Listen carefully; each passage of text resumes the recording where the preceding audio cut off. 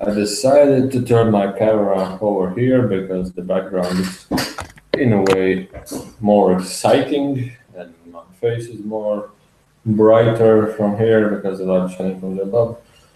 And in this, you can see my head, in this video, I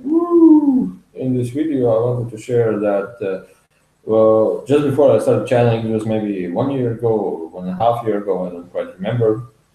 I was just recognized. You see, I don't know how to do that or something like this. You see, people who have these two lines like this, they're going like this. Oh, it's so painful.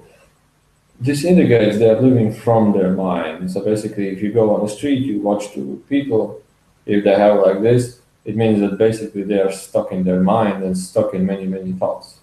So if you have this, maybe not illness, but symptom like this also, well, just go with it and your mind will release itself. So about rain, thunder, and thunder strikes and lightnings and everything, I was like interested. I before I started channel. Well, it wasn't my intention to do channeling. I just knew it's possible, but I didn't actually try it. So the thing I like the most is many times when I went to sleep or did something, I started to receive answers, and the answers were sometimes even I learned how to do computer programming, and this is really exciting. So I understood that I can receive answers. So I went, sleeping in a meditation, and then I was, well, okay. The question was, well, there's thunderstrike, rain, and the rain falls down from the sky, and it's really strange. Where does it come from? And so on. Well, yeah, it somehow dries up and then it comes down, but where does the rain come from? And where does the thunder come from? There's really many things, but nobody actually knows. Nobody even knows what electricity is. So, but you want to know all that. So I asked, I put this question in my mind, and I was thinking, well, I don't actually look for an answer, but I just keep in mind, well, how does it work? How does it work? How could it work? And then in a split of a second, the information came, and I was like, whoa, no, this is very interesting. No, this is very interesting. And then I will share what was the information. Now, firstly, what you understand is that water consists of, oh, my hand is even shy. No, it's bright. I love this is a good position for filming videos. And you have to understand that water consists of two main. Well, in channeling, there was said that there are three main energies.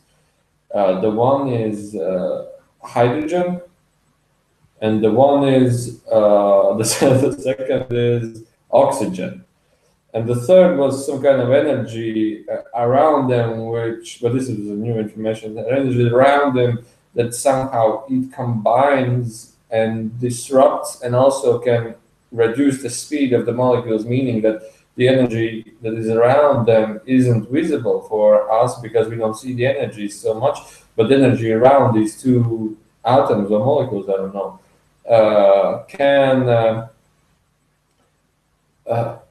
connect the other part of this molecule, the water, and it also can really slow down and really accelerate the movement of these energies, that they can become even frozen, or even they become in a type of when it boils, you get this boiling water, steam, yes. So this third element creates these two abilities also. The main thing is that these two elements exist within the water, and what happens is that basically, why does thunder and rain happen is because thunder. Okay, let's say thunder happens is because we have plants, we have trees, we have grass, and in winter there are no thunder strikes because there are no grasses, no trees, and no leaves, because all leaves fall down. Well, basically, it's in Latvia. I don't know how in other country sides of the world. And what happens is that the water is being sucked up from the tree to the leaves. And basically, all water consists in the leaves, in the tree leaves.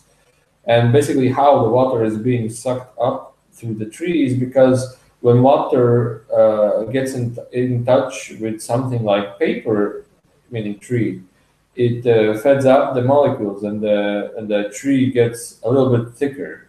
And when there is, for example, dry tree, which is basically on the top, the water comes, or basically dry is something that's thick, and the water comes, and the tree, I don't know, shreds, sheets, no, levels of the tree, I don't know how to say it.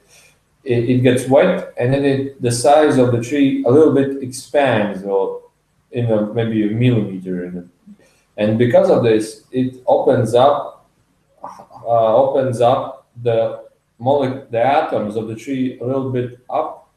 So what happens, basically, there's wet here, and when there is dry part, the dry part opens a little bit up, creating vacuum inside. And because of this vacuum, the water is being sucked up, and then again the part of the tree gets wetter, and then again it opens up, and it goes all the way to the leaves. And what happens in the leaves? The leaves are like solar panels. They are like electricity solar panels, and light, the sunlight, is a small particle that has weight, and it moves in infinitely fast speed. And because of the speed, the weight that cannot be even measured creates energy. So basically, what happens is that there is water inside the leaf, but the leaf is like, I don't know, texturized. I don't know how to say in English. The leaf is like the leaf is like netting, like a netting. The molecules are like irregular, and they're like this. And what happens? This small particle in the speed of light goes through the leaf. It starts moving and then goes throughout. And what happens is, because of the movement, it creates electricity, statical electricity, AC electricity, meaning that it's polarized. And because of this, the water is divided into two elements, hydrogen and oxygen, because of the sunlight. And what happens now is that hydrogen and oxygen moves up. Oxygen stays lower because oxygen is a little bit heavier than hydrogen. Hydrogen is a denser hydrogen is color of white. Well, I believe that the clouds are white because they consist of some kind of hydrogen doses. Now, what happens is the hydrogen goes up and the oxygen stays lower. But when the amount of hydrogen gets in the sky, hydrogen gets more, it starts pushing towards oxygen. And what happens now is that due to this pressure, it starts combining back again to water. And what happens is, now that it creates water from these two elements, the elements combine back together, creating again water. And this is rain. How happens rain? Just, out of blue sky, starting raindrops falling down on my head, keep falling down my head, blah, blah, blah. And what happens then is, because of the energy that was created from the sun particle that divided the water into two elements, hydrogen and oxygen. Hydrogen went up, oxygen stayed down. It also creates energy by combining back together from hydrogen oxide to water. It also created energy. So energy can never be lost. It can never be lost. It also comes back together, creating energy. And this energy stays up in the clouds, stays up in the sky, like in a battery. All electricity stays in the battery. And once this electricity gets amplified, strong enough, it wants to ground itself to Earth, because Earth is the opposite, that the trees grounded down to the Earth, and the positive stayed up in the sky. So basically, what happens is, like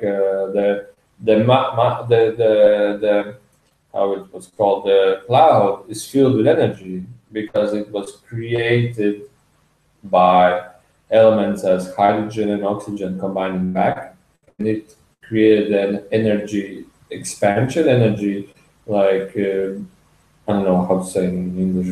I just don't have such a wide library in my head.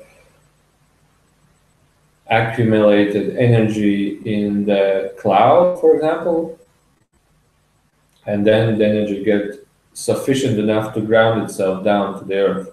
So what does this tell us? This tells us that when there is a lot of rain, there is a lot of hydrogen and oxygen combining back together, creating lots of energy, and this energy wants to ground itself back to the earth because the negative side, the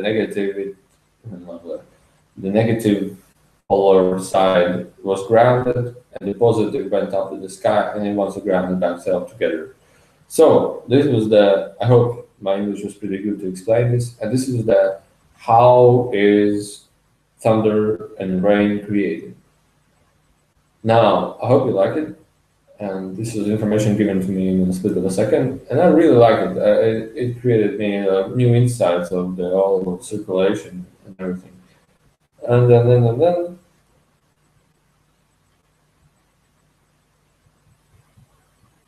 I believe because of this idea, I was interested. Maybe we can create an energy generators, meaning that put a like 5 liter bottle filled with water, but the bottle has to be completely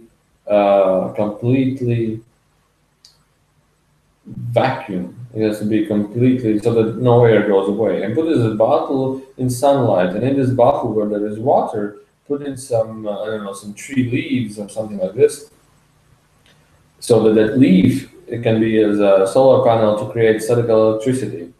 And on top of the bottle, put in two plates of wires, I don't know, like iron plates, two small plates, put them together in a separate them for like few millimeters separation between them. One on one side, on the other side, and in the middle maybe 1 millimeter of distance. And one is attached to the positive side, one is attached to the negative side. What will happen ideally is that both of these plates will get wet. One of the plates will get wet, and if they get wet, it means that the energy is also combining back together, and energy has to be grounded somewhere.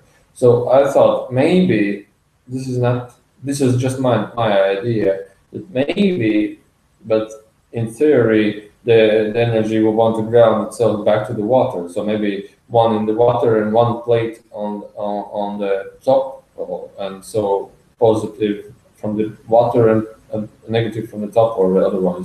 It actually doesn't matter, and maybe it can create some little amounts of energy because the water will be always